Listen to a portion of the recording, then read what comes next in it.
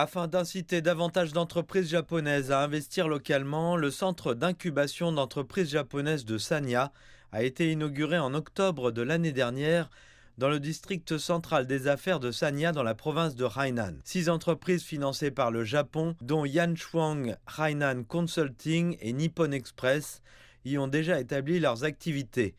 Les représentants du centre d'incubation et des entreprises japonaises ont fait savoir que la publication de la liste négative de 2024 avait créé des conditions favorables à l'expansion des entreprises japonaises en Chine. Pour les entreprises japonaises, je pense que de nouvelles opportunités commerciales vont émerger. Davantage d'entreprises japonaises utiliseront Hainan comme base d'opérations visant à la fois la partie continentale de la Chine et l'Asie du Sud-Est. En outre, avec la libéralisation des flux financiers et des flux de données, nous prévoyons des perspectives de croissance commerciale encore plus larges. La publication de la liste négative de 2024 marque une nouvelle étape cruciale dans l'engagement de la Chine en faveur d'une ouverture de haut niveau, injectant une forte confiance dans les entreprises étrangères opérant ici. Plus important encore, les politiques portuaires de libre-échange de Hainan, telles que les droits de douane nuls et les faibles taux d'imposition combinés à la nouvelle liste négative, créent un effet synergique.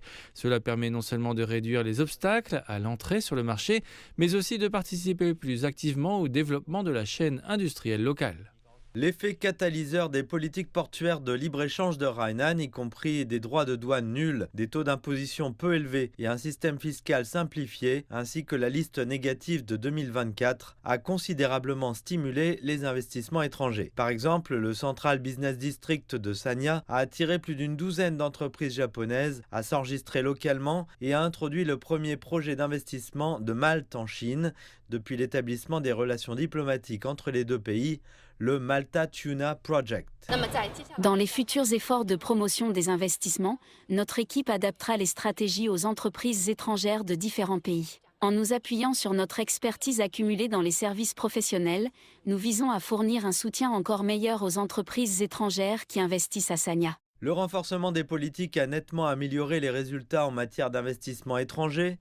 Depuis que Hainan a commencé à faire avancer la construction du port de libre-échange en 2018, les données douanières montrent qu'à la fin de 2024, le nombre d'entreprises de commerce extérieur enregistrées dans la province a dépassé 74 000, soit une multiplication par 19,8 par rapport à 2018.